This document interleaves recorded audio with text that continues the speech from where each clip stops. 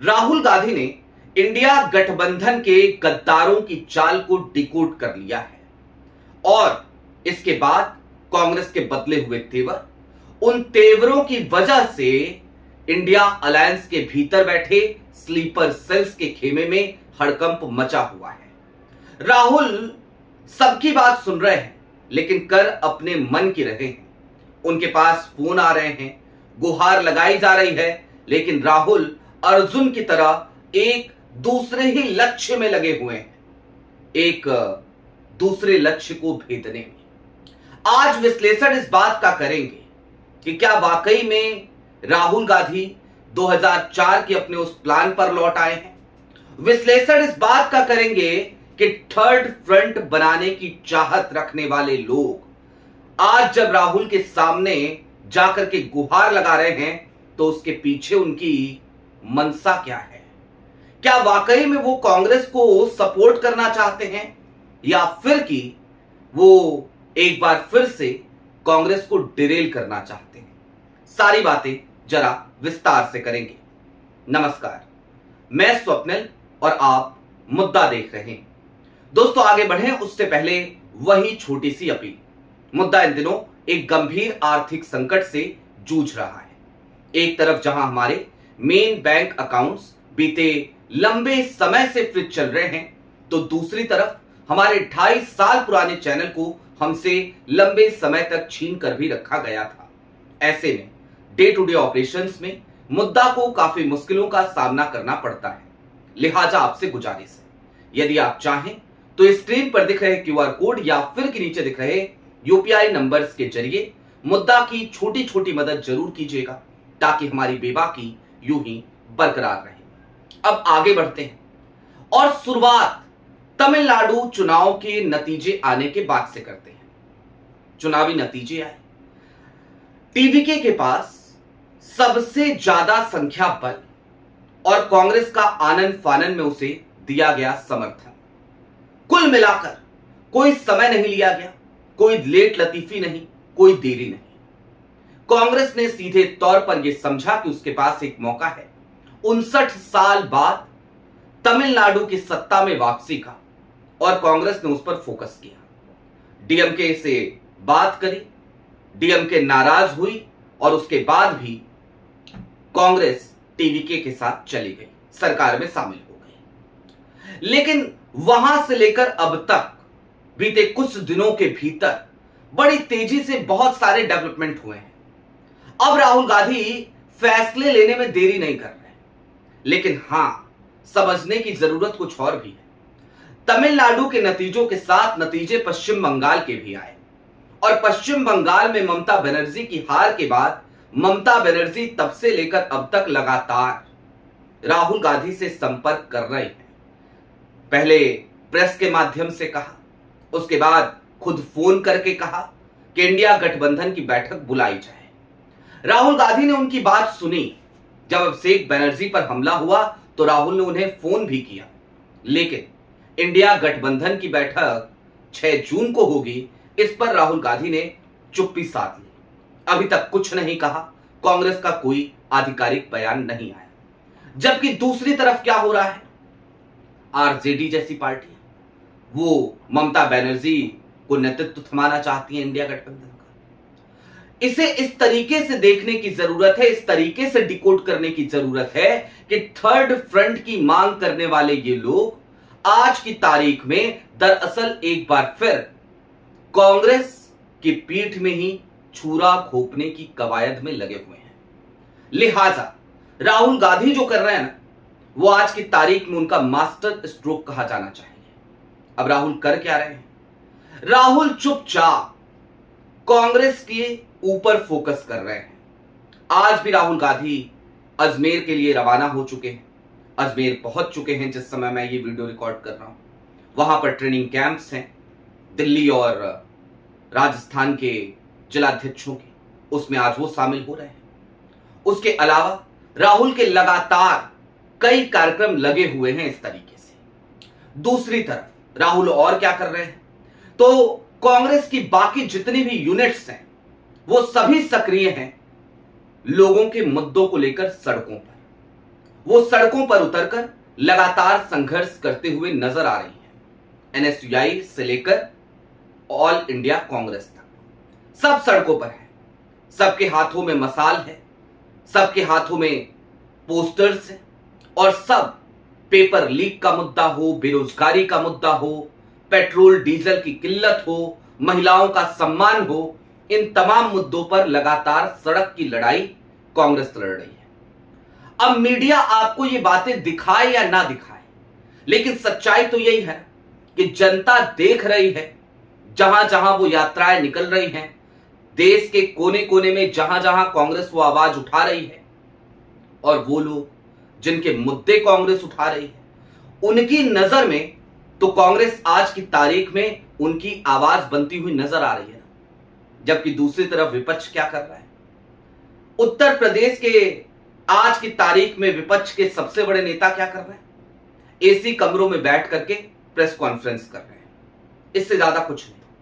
सड़क पे उतर नहीं रहे हैं क्योंकि 40-48 डिग्री का टेम्परेचर है, उतर के क्या ही करेंगे। लेकिन दोस्तों, अब जरा उसी तरफ चलते हैं जहां से हमने शुरुआत करी थी। डिकोड कर लिया है राहुल गांधी ने इंडिया के भीतर बैठे गद्दारों की चाल।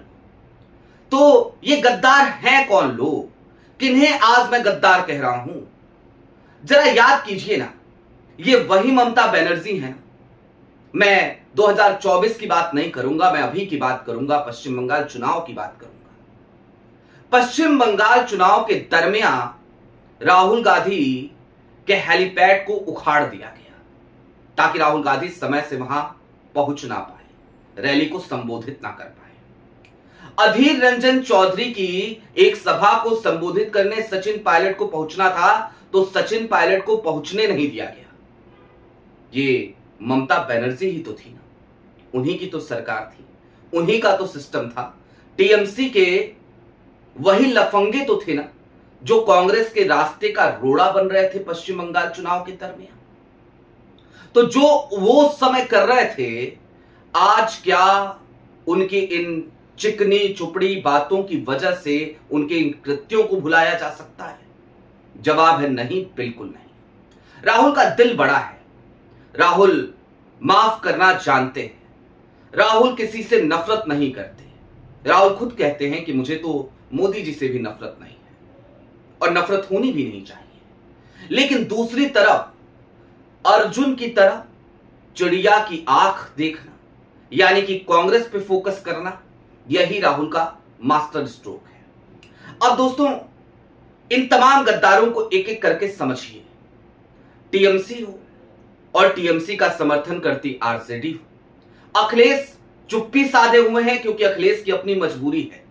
2027 में उन्हें चुनाव लड़ना है और उनको पता है कि अगर कांग्रेस से खटपट हुई तो बड़ी मुसीबत पैदा हो जाएगी, बड़ी मुश्किलों में आ जाएंगे, लिहाजा वो चुप्पी साधे रहेंगे। 2027 तक वो कुछ नहीं बोलेंगे। 2027 में वो चुनाव जीते या हारें, उसके बाद आप देखिएगा अखिलेश यादव भी वही करते नजर आएंगे।